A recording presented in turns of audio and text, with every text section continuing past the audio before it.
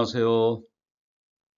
신통일한국 원로들의 길잡이 이재홍입니다. 오늘 2026년 1월 14일 원로들의 길잡이 153번째 안내를 시작하겠습니다. 우리 원로 지도자님들 흑조에 대하여 아십니까? 해양 필리핀 동쪽 해역에서 발원하여 대만의 동쪽, 일본의 남쪽을 거쳐 북위 35도 부근에서 동쪽으로 굽어 흐르는 해류, 북쪽 해류에 근원을 두고 있는 난류로서 태평양에는 흑조라는 조류가 4,000마일을 중심 삼고 주기적으로 돌고 있습니다. 태평양에 이러한 주류가 있습니다. 천운도 마찬가지입니다. 태평양에 흑조와 같은 주류가 있는 것과 마찬가지로 이 인간 세계에도 흑조와 같은 사상적 흐름이 있어서 온 인류가 그 사상적 주류에 따라 이상세계로 나아갈 수 있는 세계가 되어야 한다는 것입니다. 이렇게 볼 때 현세에 있어서는 민주세계 속에 미국을 중심한 흐름도 흑조가 될 수 없고 공산세계 속에 중국이나 러시아를 중심한 흐름도 흑조가 될 수가 없습니다. 그것은 인간으로 말미암은 주의 사상의 결과로 되어 있기 때문입니다. 그렇다면 나중에 남아서 흑조 같은 주류가 될 수 있는 것은 무엇이겠습니까? 모든 사상적 세계를 초월해서 새로운 종교라든가 사상을 묶어서 대양 가운데 흑조와 같은 역할을 할 운동은 무엇이 될 것이냐 하는 것입니다. 그것은 하나님을 중심한 새로운 사상적 운동, 새로운 사상적 체계, 새로운 사상을 중심 삼은 역사의 출발이 될 것이 아니냐는 것입니다. 제 영상이 도움이 되셨다면 구독, 좋아요 잊지 마시고 눌러주시면 더 좋은 영상을 만드는데 큰 힘이 되겠습니다. 오늘은 대의민주주의의 모순과 문선명 한학자 총재의 공영주의에 대하여 말씀드리고자 합니다.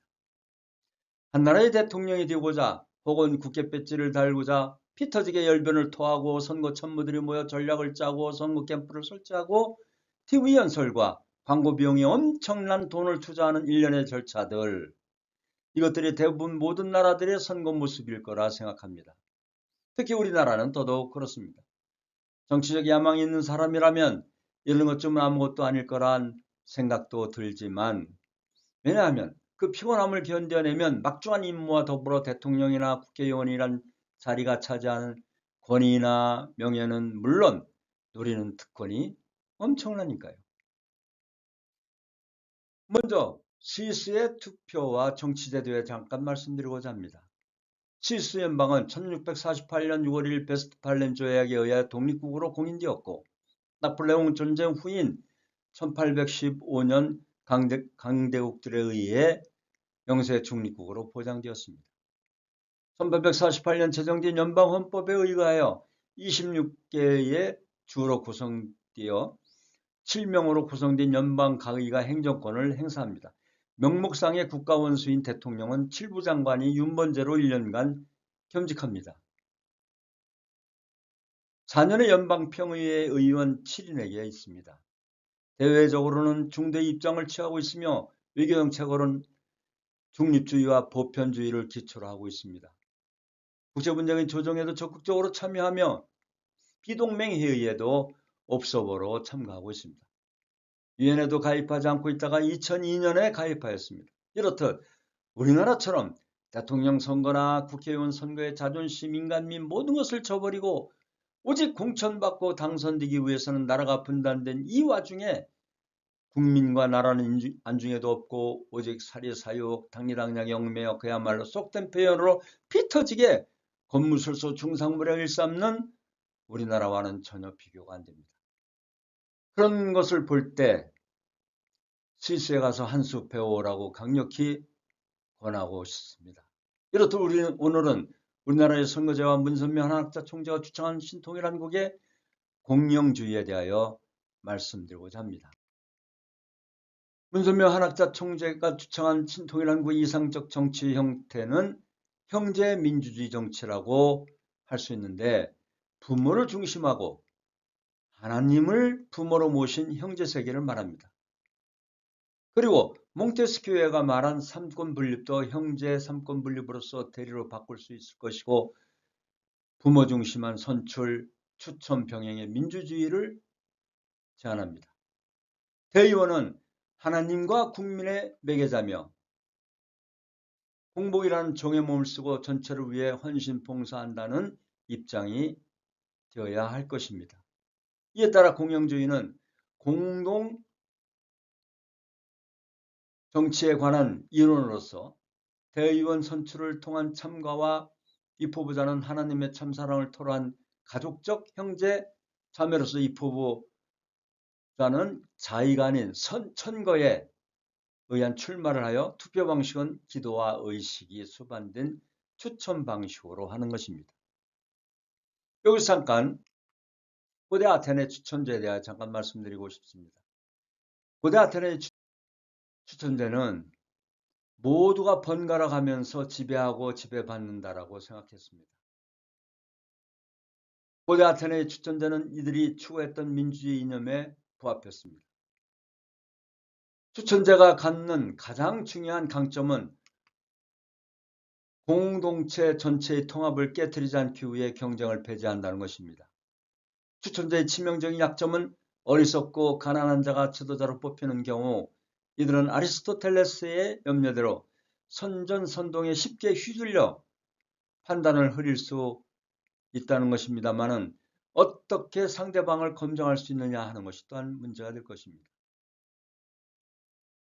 또한 대의민주주의의 한계는 원래 그 성격을 보면 알 수 있습니다. 영토국가의 국민지배를 근대국가의 환경에서 실현하기 위한 제도입니다. 늘 모여서 선거를 할 수 없기 때문에 어떤 결정을 할 때 대표자가 나가서 전담을 하는 것이 좋다는 그런 입장입니다. 대의민주주의에 대한 비판을 해보자면 대의민주주의는 여전히 대표의 실패 문제를 극복하지 못하고 있다는 비판이 끊임없이 제기되고 있습니다. 요즘 우리가 겪고 있는 문제점이기도 하지요. 여기에 문선명 한학자 총재의 공영주의에 대하여 말씀드리면 공영주의라는 것은 하나님주의에 입각한 정치체제를 말합니다. 민주주의 정치적 권력 문제에 대한 대안으로서 하나님주의는 공정한 관찰자인 하나님을 부모로 모시고 공정한 양심을 중심 삼고 이루는 정치를 말합니다. 하나님 중심의 형제민주주의를 말하며 개인이 아닌 부모를 모신 형제자매의 자유와 평등을 추구하자는 것입니다. 대의민주주의의 선거와 대표성 문제를 극복하고 대표성을 인정하는 대표자들의 추첨과 선출 방식을 도입하는 것입니다. 오늘날 우리나라처럼 정치인이 국정이나 시정에 관계없이 그저 다음 공천 걱정이나 하고 선거 걱정이나 하는 그런 자들처럼 과도한 경쟁을 배제하고 모두가 승복하는 통합정치를 하자는 것입니다.